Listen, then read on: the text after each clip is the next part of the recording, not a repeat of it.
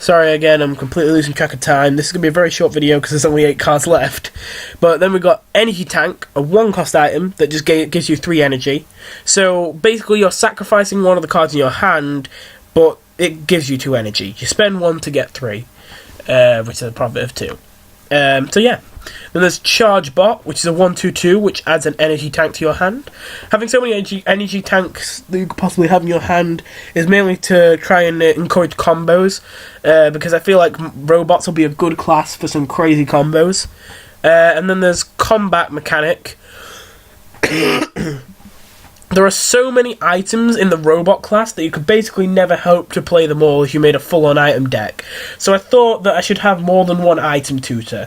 Instead of just having play an item from your deck with the automatic mechanic, there's a second one, Combat Mechanic, which costs 1 more for a slightly better stat line with a 2/5 stat line instead of a 3/2.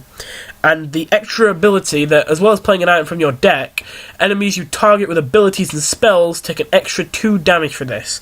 So basically, this may seem like a bit of a weird thing to put, but basically at this point, I was just trying to think over in my head how all this would work, because I already had a good idea, but I needed to think like specifically how this would work.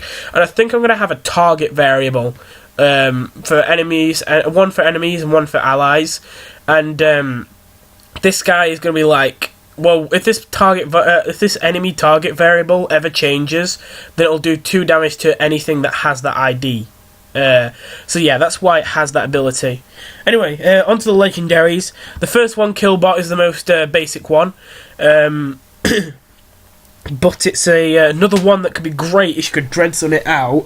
With an 11/5/4 cost, it's a good one to cheat out, and it's a 5/4 that does 5 damage to all enemies, including their face, when you play it. So it's basically just a really good board clear with a decent body, but quite expensive.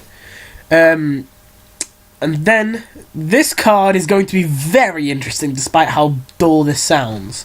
Automated Scrap Golem. 10/3/3, gain +1/+1 for every item in your deck. Okay, so you may be looking at this card and thinking, what? Hang on, wait, what? You already made a card like this in the human side that was a 6/2/1 that was like epic, not even legendary.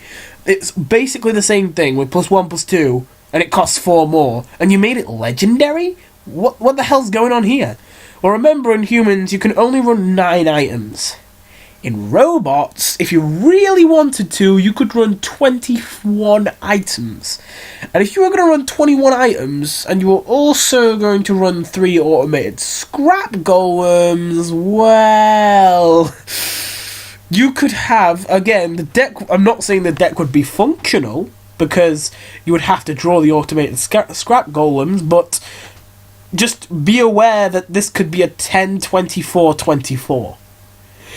It would be in a completely broken deck, like a deck that barely functioned, but a deck that could get 10 24s, 24s on the board 3 times. Now, it's extremely weak to hard removal, but you have to admit, that is quite exciting. And there's Tankmaster Overcharge, 9/4/5, support bot, fill your hand with energy tanks. So basically, for every spare space you have in your hand, it becomes an energy tank, which is basically 2 free energy, except it's not straight away. You can choose when you can get this extra energy. This is going to be amazing for combo potential. You could play this, and then later, if you draw automated scrap golem, say, in a very item-heavy deck, but you just spent a whole bunch on, like, well, tutoring out items, then you could play a bunch of these energy tanks to get them out. And in general, this card just pays for itself if you give it enough energy tanks. I mean, if you're getting at least 3 energy tanks from this, then you're using it very well, because you're getting a 3/4/5 basically. But the 6 discount you got is kind of spread out however you like it to be, so it's kind of a little bit better than that even. So yes, it's going to be a bit of a difficult one to use at times, especially because I expect I'm probably going to make the hand sizes kind of small, just because I'm going to need to keep a lot of variables to keep track of all the cards in your hand, and I don't want you to be able to have massive hands. I'm probably going to make it an 8-card hand, but still,